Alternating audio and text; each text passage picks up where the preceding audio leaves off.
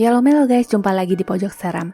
Hari ini film lanjutan Detention episode ketiga ya, yang berjudul You Are Me, I Am You. Mari kita mulai.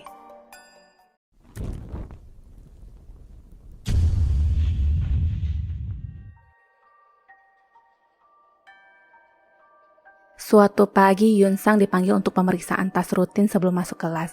Hantu gadis itu tampak nyata dan kini mereka berteman. Yun Sang akhirnya ikut bergabung dalam kelas puisi. Ketika dia masuk, seorang murid melemparkan pandangan yang melekat kepadanya yang mengundang pertanyaan guru, apakah kalian saling mengenal? Murid itu mengatakan tidak saling mengenal, hanya saja mereka sudah pernah bertemu sebelumnya di gedung Hancui pada saat Wen Liang membawanya. Alasan yang mereka buat kepada Pak Guru adalah mereka ke gedung Hancui hanya untuk mendapatkan inspirasi untuk membuat puisi. Guru Sen mengumumkan akan diadakannya kontes puisi tingkat nasional dan meminta para murid untuk ikut. Sebagai gantinya, jika mereka menang, guru akan memberikan hadiah apapun yang mereka inginkan. Selagi Yun Sang menulis puisi, gadis hantu itu tampak mengawasi mereka dari belakang. Setelah kelas selesai, seorang siswi bertanya kepada Yun Sang apakah dia baik-baik saja setelah kejadian yang dialami di gedung Hancui.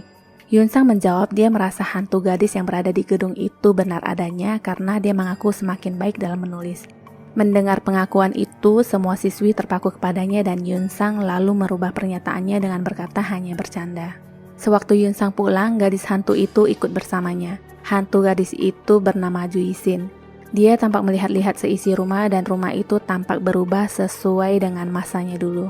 Dia mengingat seperti melihat sebuah tayangan masa lalu sewaktu dia masih hidup bersama keluarganya. Kenangan di saat dia mengambil sebuah kotak di atas lemari itu yang kini diwakili oleh Yun Sang.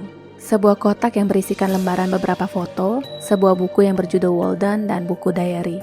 Juisin dulunya suka menulis. Akar di bawah bumi tidak pernah mengklaim imbalan untuk membuat cabang berbuah. Kau tidak pernah tahu apa yang akan terjadi. Semua tidak diketahui. Memasuki ketidaktahuan, satu bertumbuh dan mengerti maksudnya. Proses menulis adalah bentuk eksplorasi diri. Lihatlah, bukankah ini indah? Itu adalah salah satu karya tulisan Juisin. Dia menjelaskan karya tulisannya kepada Yun Sang setiap saat dan ketika mereka sedang di taman, Wei Liang memanggilnya dan bertanya sedang apa sendirian di sini karena memang Juisin tidak terlihat olehnya. Kedatangan Wei Liang ingin memastikan Yun Sang baik-baik saja setelah kejadian yang dialami di gedung Hancui dan mengajaknya ke kuil setelah selesai sekolah. Yun Sang hanya menjawab hari ini tidak bisa, mungkin lain kali saja.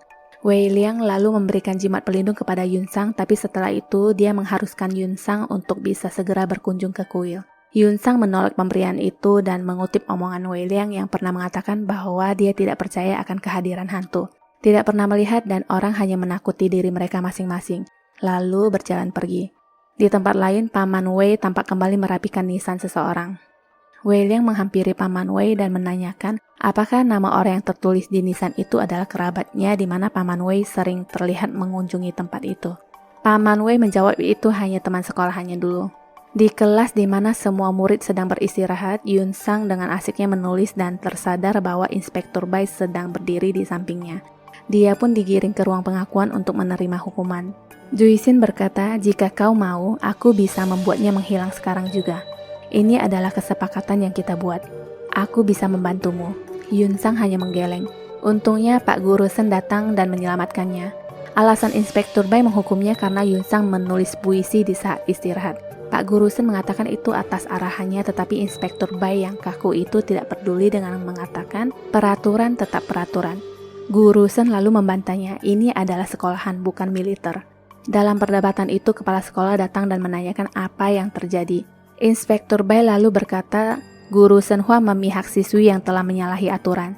Jika ini diteruskan akan merusak peraturan dan disiplin sekolahan. Kepala sekolah menasehati Guru Sen dan mengatakan bahwa Inspektur Bai mempunyai otoritas untuk menegakkan peraturan sekolahan walaupun Guru Sen tidak sependapat. Mereka diperbolehkan pergi karena ada yang ingin kepala sekolah bahas dengan Inspektur Bai. Guru Sen menyuruh Yun Sang untuk tidak menulis di kelas dan memperbolehkannya untuk melanjutkan menulis di perpustakaan. Di rumah, Guru Sen menemui ayahnya dan menyerahkan draft tentang susunan rencana pembaruan sekolah Greenwood. Menurut Guru Sen, murid-murid tidak seharusnya masih diajarkan dengan metode-metode kuno. Ayahnya mengembalikan draft tersebut. Guru Sen mulai protes di mana ayahnya selalu membatasi, sedangkan di perjanjian awal, Guru Sen disuruh pulang dan diperbolehkan mengajar sesuai caranya. Ayahnya berkata jika di otaknya hanya sekolah Greenwood dan berpikiran sempit maka dia tidak akan mencapai apapun. Ayahnya lalu menyodorkan sebuah kartu nama dan menyuruh guru Sen untuk mengajak seorang gadis dari keluarga penasehat Lee untuk berkencan. Dia juga mengingatkan bahwa semua fasilitas ini bisa didapat karena status guru Sen yang adalah anaknya. Tanpa aku kau bukan siapa-siapa, kata ayahnya. Malamnya guru Sen pergi bersama putri dari penasehat Lee. Seorang lelaki kenalan putri Pak Lee menghampiri mereka dan mengajak gadis itu berkenalan dengan orang-orang yang dianggap mempunyai kedudukan tinggi yang akan membantu satu sama lain. Guru Sen beranjak dari tempatnya dan menamai mereka kucing gendut bau yang menjijikkan. Keesokan harinya Yun Sang absen dari kelas karena mengerjakan puisi di perpustakaan. Para murid pun mulai bergosip dengan mengatakan Yun Sang mempunyai backingan guru Sen. Di rumah, ibu Yun Sang tampak bertengkar dengan ayahnya di telepon di mana ibunya memprotes ayahnya tidak pernah mengunjungi mereka sejak dari awal kepindahan mereka ke kota itu dan mulai mencurigai ayahnya mempunyai perempuan lain. Hal yang sama dialami dengan keluarga Juisin dulu di mana ibunya yang selalu bertengkar dengan ayahnya yang jarang pulang ke rumah. Yun Sang menyalahkan dirinya sendiri dan mengatakan mungkin ayahnya kecewa dengannya. Ibunya seakan mengiyakan dan menyuruhnya menjadi lebih baik lagi agar ayahnya kembali kepada mereka. Keesokan harinya semua puisi itu sudah dikerjakan oleh Juisin. Orang itu terlihat sepertiku, aku yang lain, berpaling dari sisa-sisa terdahulu. Aku menyadari badan ini telah ditinggalkan lebih cepat. Perlahan, tapi aku takut mengakuinya. Sebuah puisi yang mengesankan Guru Sen. Guru Sen mengatakan ini sebuah karya yang luar biasa, jauh di atas ekspektasi. Yun Sang mendapatkan pujian yang mengingatkan masa lalu Juisin sewaktu dia menemui guru yang berkata, apapun yang terjadi di rumahmu yang membuatmu sedih, kau bisa mentransfer emosimu ke lembaran karya seni yang mendalam. Tulisanmu itu sangat menyentuh. Kau harus menghargai kerja kerasmu sambil memberikan kembali buku yang dilempar Juisin di tengah hujan. Pada saat itu gurunya juga menasihatinya untuk selalu mempercayai dirinya sendiri. Kau mungkin kurus kering, tapi kau bisa menggunakan penmu sebagai senjata. Tulisanmu bisa membawamu ke dunia yang lebih besar. Jika kau sediakan sesuatu, kau bisa menulis di sana atau kau bisa memberitahuku. Yun Sang dan Juisin mempunyai kesamaan di mana mereka selalu menumpahkan perasaan lewat tulisan. Malam itu mereka banyak bercerita. Yun Sang memuji tulisan Juisin dan memintanya untuk mengajarinya. Juisin bertanya apakah Yun Sang pernah jatuh cinta, mencintai seseorang dan mengalami kebahagiaan, kesedihan dan sakit. Semua itu akan meningkatkan kreasimu. Semua puisi yang aku bikin dan semua hasil tulisan itu adalah untuk dia. Di cerita masa lalu Juisin, orang yang disukainya adalah gurunya sendiri yang juga selalu mendukung hasil karyanya. Apa yang dialami Juisin dulu juga dialami Yun Sang. Di hari berikutnya, Wei Liang berkunjung ke gedung Han Cui dan menemukan kertas jimat yang mereka tempel di depan rolling door itu bernoda dan mengingat patung dewa yang tiba-tiba bernoda sewaktu mereka melakukan ritual dulu. Wen Liang pun menggantikannya dengan yang baru. Di kuil, Wen Liang dimarahi oleh ayahnya yang melepas kertas penangkal yang lama.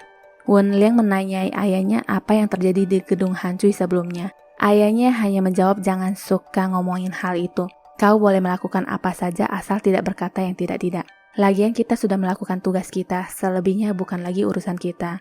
Di tempat lain, Guru Sen dimarahi ayahnya karena sudah mengecewakan anak gadis penasehat Lee dan malah bermain-main dengan murid. Guru Sen mengatakan kepada ayahnya Yun Sang itu sangat berbakat dan menunjukkan sebuah kertas tanda finalis yang membuktikan Yun Sang mendapat nilai tertinggi di awal pertandingan. Guru Sen mengungkapkan keinginannya agar mendapatkan kesempatan untuk membimbing dan memenangkan kehormatan untuk sekolah. Setelah melihat kertas finalis tersebut, ayahnya menyuruhnya untuk meminta maaf kepada putri penasehat itu agar tidak merusak pertemanan. Di rumah, Yun Sang memilih pakaian yang akan dipakainya untuk menghadiri sebuah acara yang mengingatkan Juisin akan hal yang sama dulu. Juisin selalu tampak murung dengan semua yang mengingatkan masa-masa hidupnya dulu. Di acara tersebut, Juisin mengatakan kepada Yun Sang, inilah dunia orang dewasa yang sangat berbeda dengan sekolah. Guru bisa menunjukkanmu dunia yang berbeda. Pak Guru Sen juga dengan bangganya mengenalkan Yun Sang kepada beberapa orang di sana dengan menyebut hasil karya yang sudah dicapai. Sewaktu mereka sedang duduk, putri dari keluarga Lee itu menghampiri. Guru Sen juga mengenalkan Yun Sang kepadanya. Perempuan itu bertutur kata halus dengan senyum di wajahnya, tetapi penuh dengan makna sindiran. Secara tidak langsung dia menyindir Guru Sen yang katanya tidak punya tata krama di meja makan. Guru Sen tidak memperdulikan omongan gadis itu dan mengajak Yun Sang untuk pulang. Dia mengantarkan Yun Sang pulang dan memberikan sebuah hadiah anting-anting. Hal itu juga terjadi dengan Juisin yang mendapatkan hadiah kalung dari gurunya dulu, juga kata-kata mutiara yang katanya akan selalu menjaganya dan mengarahkannya jika dia tersesat. Keesokan harinya Yunsang tampak berseri-seri, bahkan sampai ujian harian pun dia melamun dan menulis nama yang salah di kertas ujian yang tertulis Feng Juisin. Wenliang yang aneh melihat itu teringat nisan yang bertuliskan nama Feng Juisin. Nisan yang sering didatangi Paman Wei. Dia lalu menemui Paman Wei dan menanyakan tentang Feng Juisin. Dia bertanya-tanya sendiri kenapa Yunsang menuliskan nama orang yang mati. Wei Liang terus mendesak pamannya untuk menceritakan siapa itu Feng Juisin yang pastinya berhubungan baik dengan pamannya, di mana dia sering pergi membersihkan nisannya. Paman Wei mengaku itu hanyalah teman sekolahnya dulu dan kekeh tidak ingin menceritakannya lebih detail. Wen Liang pun pergi dan mencari tahu di perpustakaan sekolah dan menemukan album tahunan, di mana di sana terdapat foto siswi bernama Feng Juisin dengan coretan di bagian matanya. Di sana juga ada foto Juisin bersama gurunya yang bernama Wei Chung. Di kediamannya, Pak Wei membuka sebuah kotak dan memegang sebuah kartu sambil berkata maaf kepada guru Chung. Wen Liang juga menemukan artikel tentang Juisin, seorang siswi yang mendapatkan penghargaan yang memilih mengakhiri hidup karena stres. Wei Liang pun tiba-tiba mengingat kalung giok yang dipakai Yunsang. Wei Liang lalu mencari Yunsang dan menemukannya di gedung Han Cui. Wen Liang lalu meminta kalung giok itu dan mengatakan Juisin ingin memilikinya melalui kalung itu. Dia telah menyebabkan Li Juqi terbunuh dan kau selanjutnya. Yunsang enggan memberikan kalung itu dan perebutan paksa pun dimulai. Yunsang lalu mendorong Wen Liang dan anehnya Wen Liang seperti terdampar di suatu tempat yang berbeda. Terdengar suara Yunsang yang bertanya kepada seseorang apakah yang Wen Liang katakan adalah benar, tetapi sosok Yunsang sendiri tidak tampak di sana. Yunsang sendiri berada di tempat lain bersama Juisin dan menanyakan kebenaran tentang apa yang dikatakan oleh Wen Liang. Hanya sebuah senyuman palsu di wajah Juisin dan bersambung. Sampai jumpa besok ya. Terima kasih sudah menyaksikan shortcut film ini. Jangan lupa subscribe, like, and share, juga menyalakan lonceng notifikasi untuk updatean film lainnya ya. Bye-bye.